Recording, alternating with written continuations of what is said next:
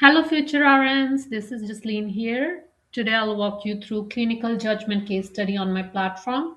So let's begin a case study. So you can choose your case study. You can choose if there's any particular body system that you want your case study to be on or any particular NCLEX category focus. So you can choose. Otherwise, you can just start a random case study. So in the exhibits of on the left side of the case study, you will see patient's vital signs, history and physical, nurses' notes, lab results, and provider's orders. And on the right side, you'll see the scenario. So it's based on the 6 steps of clinical judgment. And the first step is to recognize cues. So this scenario is about working in the emergency department, and then there's a 68-year-old male who has shortness of breath and productive cough, history of COPD, and hypertension. So based on the EHR, you have to select the findings that are most concerning. So you have to recognize the cues basically. So you select the options and submit your response.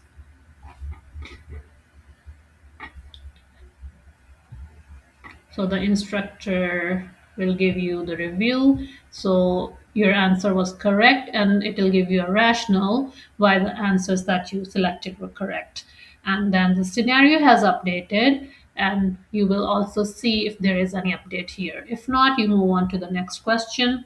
So what's the most likely underlying cause of current condition? So it's the step 2 where you have to analyze the cues, and you select your answer. And so step 2 needs improvement. And this is the clinical rationale behind it, very detailed. And then the scenario has updated in real time again. And then which potential complication is of greatest concern. And this is step 3 where you have to prioritize the hypothesis. And then you select your option, and you will see there's new vital signs, there's some updates in the nurse's notes and lab results. You go over them, and then you move to your next question, which is step 4 where you have to generate solutions. So you have to select which actions are indicated or contraindicated. So I've selected my options, I submit my response, and we move to step 5. So I see that the instructor told me that step 4 needs improvement, and why, what the correct answers were, what's the clinical rationale behind them. And also there's updates in vital signs, nurses' notes, and lab results. So I go over all of them and move to step 5, which is to take action. So the next question is, what is the highest priority? So I select my option and